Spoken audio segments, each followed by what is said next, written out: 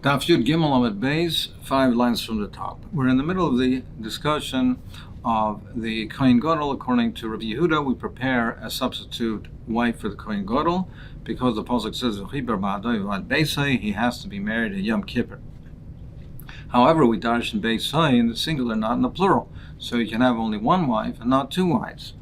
So how is it the scenario that we prepare another wife for, which means he has to marry her, which means it has to be Nisuin, because if it's not Nisuin, nothing's been accomplished, because if his first wife dies and he's not married, doesn't have Nisuin to the substitute, he's left without a wife. So what's the scenario that he'll be married? And even in case his first wife dies, he'll be married, but he won't have two wives. So the Gemara says the following. He divorces both of them, his original wife and the substitute, but on condition, with the Tanai. L'chara amrulhu, to the initial one, the original one, let's call her Rachel. To Rachel he says, this is your get on condition that your co-wife doesn't die. This is your get on condition that Leah, for instance, that Leah doesn't die. If Leah dies, this is not a get. But if Leah is alive, then this is your get. Well, to the second one, he says to her, called Leah, he says, this is your get, so as long as you don't go to a shul. So if nobody dies, then the get to Rachel is a get. Because it was a get on condition that Leah doesn't die. If nobody dies, then Rachel is divorced. It ends up he's married to Leah. Now the get to Leah only takes effect on condition that you don't go into a shul. So what she does is, before the end of the day, she goes into a shul. That nullifies her get. He ends up married. Turns out he was married to Leah on Yom Kippur. That's the situation of neither of them die. If the situation is that Rachel died, then again, it turns out that she was divorced from beforehand anyway, because the condition that she's divorced on condition that Leah, that doesn't die. And if Rachel dies and Leah's alive, it turns out that Rachel is divorced to begin with. Again, he ends up that he's married to Leah. If Leah dies, then the get to Rachel is nullified, so it ends up that he was married to Rachel. So here you have that scenario. Well, maybe the situation was, the scenario was, that Leah does not die. Now, if Leah doesn't die, so therefore the condition that he gave to Rachel, he says it was a get, that means that Rachel is divorced. So maybe Leah didn't die, and therefore the get to Rachel's a get. So therefore, for whatever reason, Leah refused to go into the shul. So if she refuses to go into the shul, that means that her get is also a valid get, because her condition was maybe she'll refuse to go into the shul. That means her get is also a get. Therefore, they both have a get, and he won't have a wife at all, and there'll be no bias. So you won't be able to become a keeper on Dovid base. The Rishonim struggle with this, and what does it mean that she'll refuse to go into the shul? Why don't we force her to go into the shul? So there's different solutions given to it. But in any event, for whatever is the scenario that we would say, perhaps that would occur, that she refuses and there's no get at all. Ella, we therefore have a similar scenario, but we don't leave it into the hands of Leah to go to the shul. To one, he says, to Rachel, he says, like same as before. He says, this is your get on condition that Leah doesn't die.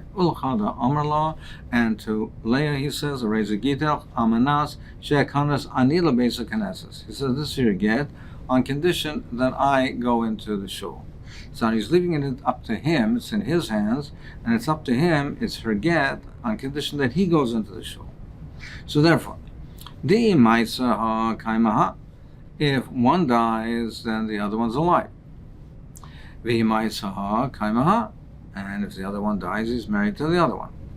So he says to Rachel, he says, this is your get on condition that Leah doesn't die. This is your get on condition that Leah doesn't die. If Rachel dies, then he was divorced from Rachel to begin with. He was married to Leah all along. If Rachel is alive, and then Leah died, so it turns out that then Leah died, then he was married to Rachel, because the get to Rachel is not a get. Then he's married to Rachel. So what's the problem? So why would there be a problem to be concerned with? Dilma Masechet. Maybe Leah dies in the middle of Yom Kippur, in the middle of the Avodah. Now, if Leah died, that means that the get to Rachel is not a get. The condition to Rachel was Amanas Leah doesn't die. So Leah dies, the get to Rachel is not a get. And he's married to Rachel, and he is the condition that he made to Leah is that this is your get, Amanas Shekonas al Beis HaKnesses. Now, currently, it means, though, that before he goes into the shul, that he's married to both. So, what is the problem? So, it's still that he has two wives, because the get to Rachel is not a get, because Leah died, and therefore her get's not a get. But what do we do in that scenario? So, if he sees that Leah is about to die, he walks into the shul, and it turns out that he was divorced to Leah Lamafreya, and he was never married to Leah. That means is that he was married at the time he was married to Rachel, and he was not married to Leah. So therefore, if that scenario occurs, then if Leah dies, it turns out that he was married to Rachel. So he deals with it that way. Now, if Rachel dies, if it turns out that Rachel died, then and Leah is alive, then it turns out that the get to Rachel was not a get, and he was always married to Leah. And he does not go into the shul at that point. Therefore, in that case, in that scenario, he does not go into the shul. And therefore, he does not make the get to Leah get, and therefore he ends up that he's married to Leah. So Rav Asi asks a kasha, if that's the case, if we're saying this is so by Yom Kippur B'chayin Gorel, that Kippur Bado Bad Beis, it means that it's only one house. He has to be married, but only one. Well, we should apply this same drasha to other cases. We should apply it to the case of Yibum, and we should say that if a man dies without children, and he has two wives, they should not fall to Yibum, that there should be no chiyuv of Yibum or Chalitza, because in the pasuk of Yibum, the Torah also says the same lashon. It says, Kacha yasa liish asher lo yivna es beis achiv. It says beis achiv. We should say, therefore, it means only one wife, that the din of Yibum should apply only if he has one wife and not two wives. The more answer is Yevimta Ribai. It says, Yevimta, it says, the pasuk says in Loyach by Seish Lakachas Yevimtoi, also Yevimta Hashar Zakin. So it says Yevimta twice, and it says Vam Remain Yavmi Lahakim Lachiv Shem Yisrael Loyava Yavmi. So it says Yevimta, and this repetition we darshan to be marba that it applies even if there's more than one Yevama. Well, if that's the case, we should apply the halacha that we're saying by Yom Kippur to the case of Yibum, and just like by Yom Kippur we say that it has to be an Asua, not just an Arusa, we should also say that by an Arusa, if a man only had Erison and he died, also we should say that his wife does not fall to Yibum. The Gemara answers, Hachutza l'Rambas es Harusa. Harusa. The pasuk says, "Like see, Eshes Hames Hachutza Lizar." So Pashup Pshat in the pasuk is that the widow, the wife of the maid, should not be to another man. She falls to Yibum, but we darshan that we say, "Loisia Eshes Hames hachutza. The Eishus HaMeis, which is a chutza, which is not a complete nesua, which is only an arusa, which is not a complete marriage, as the marriage hasn't been complete, even that type of a wife should not go outside to marry without yibum. So therefore there's a ribuy to be married, even though bais means nesua, but here there's a ribuy to say even arusa. Ton Rabbanon Kohen Gadol Makriv Einin. The halacha is that a person who one of his relatives died, the day of the misa is called an oinen, and the machlek is about aninus laila, but the day of the misa is called an oinen, and a kohen hedget is not allowed to be makriv the korbanos. Neither kohen hedget or a kohen gadol is allowed to eat from the kachim, but a kohen gadol is allowed to be makriv even though he's an oinen.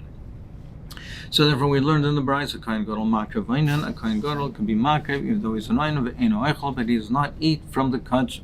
Rabbi Yehuda Omer kol hayayim. Rabbi Yehuda says the entire day. The Gemara will explain that in a minute. My kol hayayim. What does it mean the entire day? Amar Rava, he says lo nischei alavia mitayich beisai. It means that he is not only mutter to be makriv, but he should be and has to be makriv, and we even bring it from his home the entire day, kol hayayim, we bring him from his house to serve, to do the avodah the entire day.